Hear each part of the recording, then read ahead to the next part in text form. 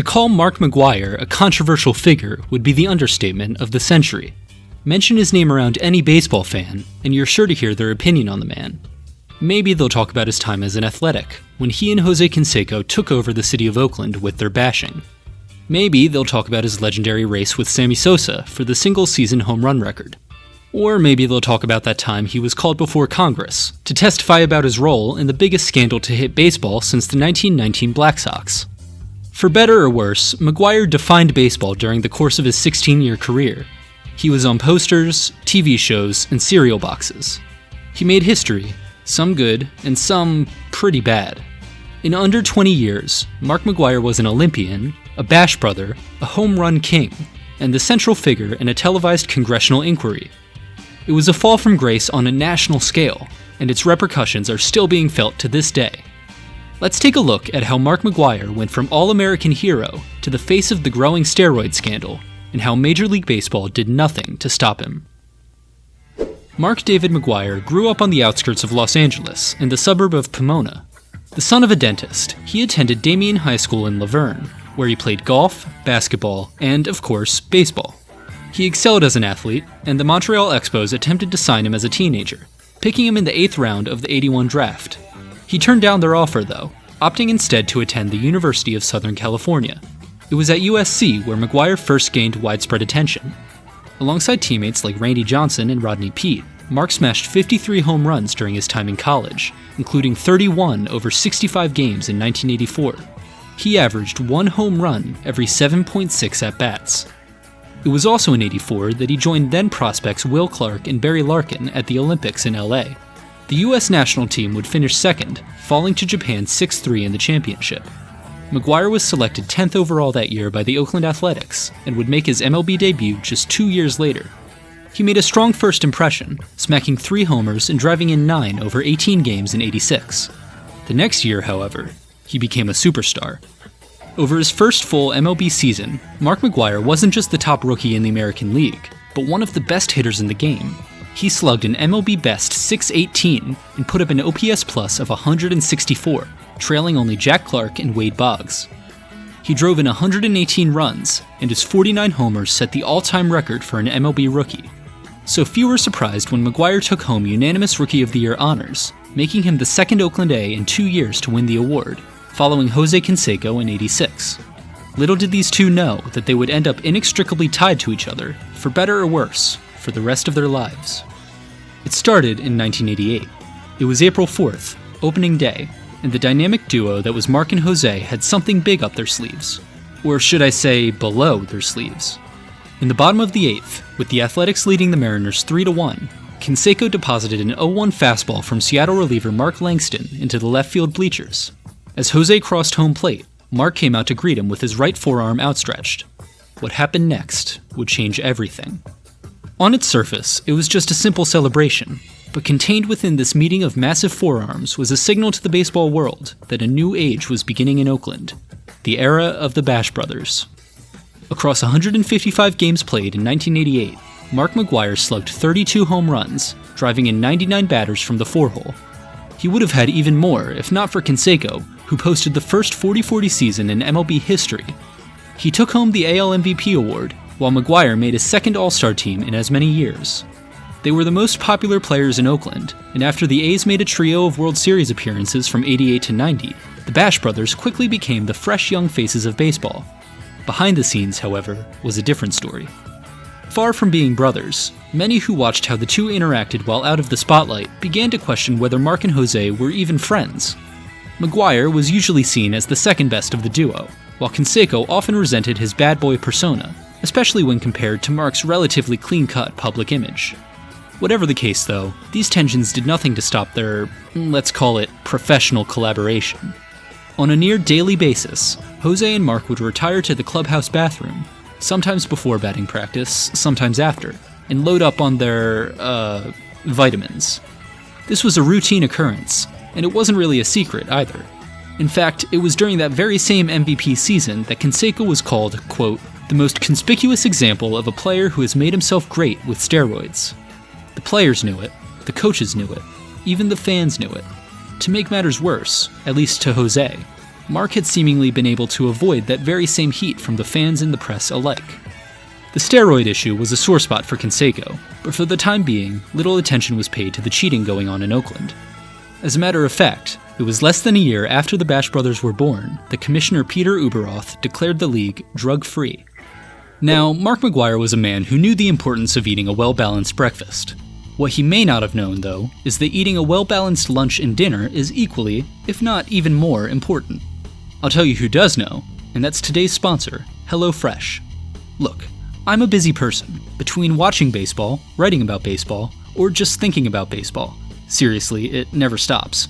I can't tell you how many times I've ended up ordering expensive takeout, all because I had no time to make something myself. So I'll be the first to say that when HelloFresh sent over some of their meal kits for me to try, it was a game changer. Suddenly, I was able to skip the trip to the store by whipping up one of HelloFresh's pre-portioned, step-by-step recipes in 30 minutes or less.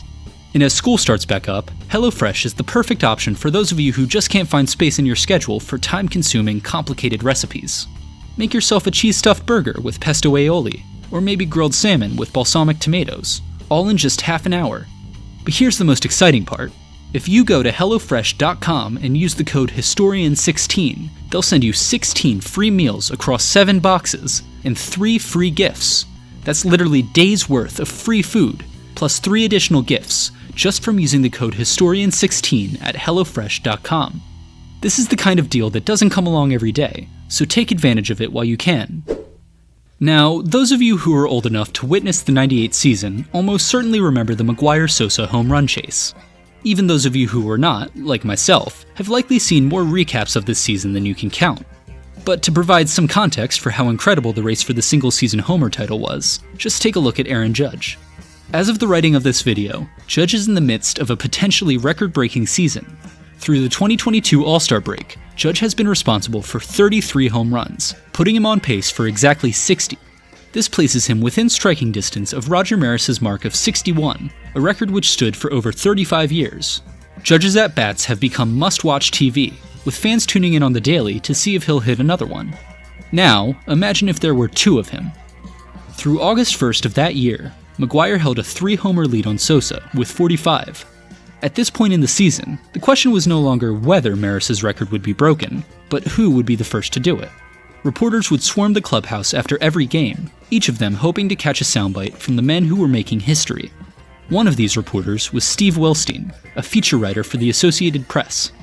Wilstein had been sent out on assignment that July to follow the home run chase, and on this particular day, found himself among the gaggle of journalists anxiously awaiting McGwire's return from the trainer's room. As he sat there at the home run leader's locker, he decided to jot down what he saw. There was a photo of Mark's son on the top shelf, resting beside a package of sugarless gum, fitting for the dentist's son. But there was something else in McGwire's locker that caught Wilstein's eye.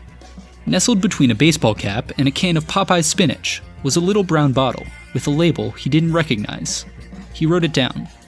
3 weeks later, Wilstein published this article, in which he identified the mystery drug as androstenedione, an anabolic steroid. He made it clear that although andro, as the drug was commonly known, had been banned by the NFL, the NCAA, and the Olympics, there was no such restriction in place for Major League Baseball. When he contacted the Cardinals for confirmation of the slugger's use, the club spokesman claimed that McGwire didn't even know how to spell it. McGwire himself accused Wilstein of snooping. His manager, Tony La Russa, backed up this sentiment, calling the article a clear invasion of privacy. Even his fellow reporters turned their backs on him, fearing that Wilstein's behavior, which, remember, was literally just him doing his job, would result in limited access to the players. Robert Millman, Commissioner Bud Selig's chief medical advisor, stated that there was no evidence Andro does anything bad or good, and that it was his duty to protect McGwire. The Monday after the story ran, Selig implored fans to, quote, do everything we can to enjoy a great moment in baseball history. See, this story was published at the same time that baseball was regaining its status as America's pastime. The 1994 strike had driven many fans away from the sport, and as those in the league saw things, if it was going to take a steroid-fueled home run chase to bring them back, then so be it. McGwire cracked his 62nd home run that September, shattering Maris's record and beating out Sosa for the title. He'd hit 70 in total, with his final home run ball selling at auction for $3 million, the highest price ever for a piece of sports memorabilia. Sports Illustrated named McGwire and Sosa as their 1998 Sportsman of the Year. They made no mention of steroids. A 5-mile stretch of Interstate 70 in St. Louis was renamed Mark McGwire Highway to honor his achievement. By the time 2005 rolled around, Mark McGwire had been out of baseball for nearly 4 years. He'd retired after the 2001 season, following a couple of years in which knee injuries kept him off the field. For McGwire, retirement had largely consisted of coaching, making public appearances, and taking up golf. Jose Canseco was also out of the league at this point, although his journey to retirement was slightly less graceful than the other Bash brothers had been. Despite his best efforts to reach the coveted 500 home run mark, not a single team had been willing to sign him to a big league contract, and he fell just short of the total. He believed that he was being blackballed due to increased pressure on the league to crack down on steroid users, not to mention the fact that Jose Canseco wasn't exactly one to leave a bridge unburned. He was not happy about this situation, to put it mildly. Just like Mark, Jose had picked up some new hobbies in retirement. Among these was, apparently, a newfound passion for writing. In 2005, he published Juiced, a scandalous, tell-all account of his time in professional baseball, complete with the names of players he claimed had been taking steroids. The most prominent of these names was, who else? Mark McGwire.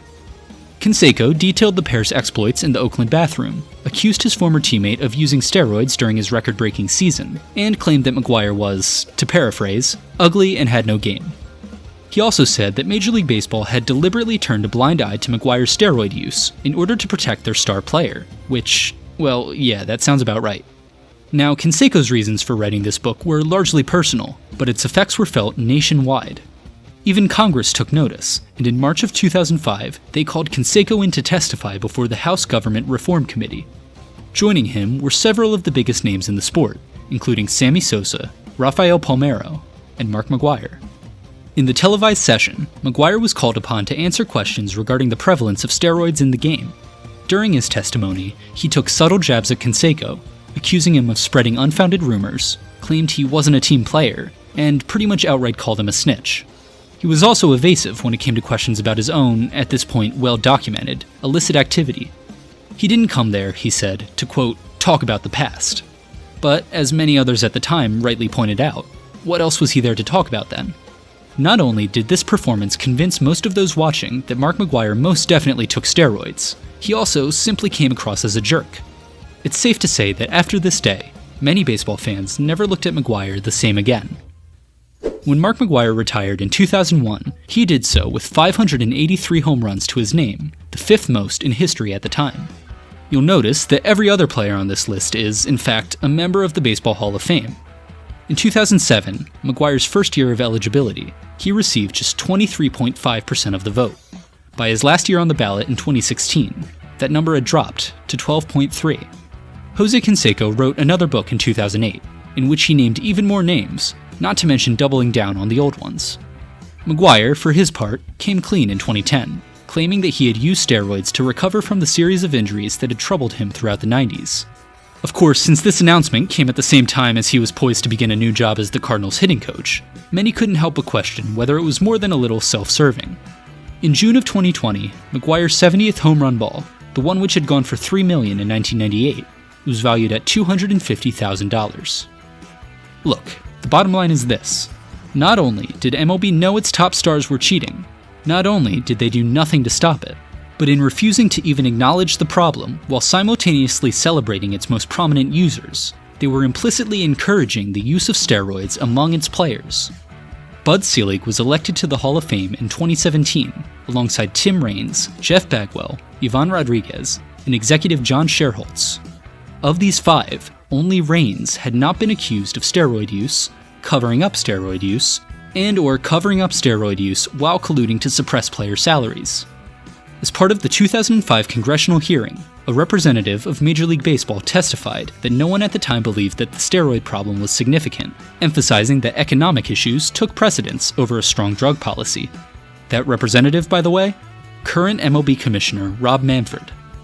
In May of 2010, a bill was passed to rename Mark McGwire Highway to Mark Twain Highway, putting the final nail in the coffin on what had surely been Big Mac's most iconic honor. It's gone, but not forgotten.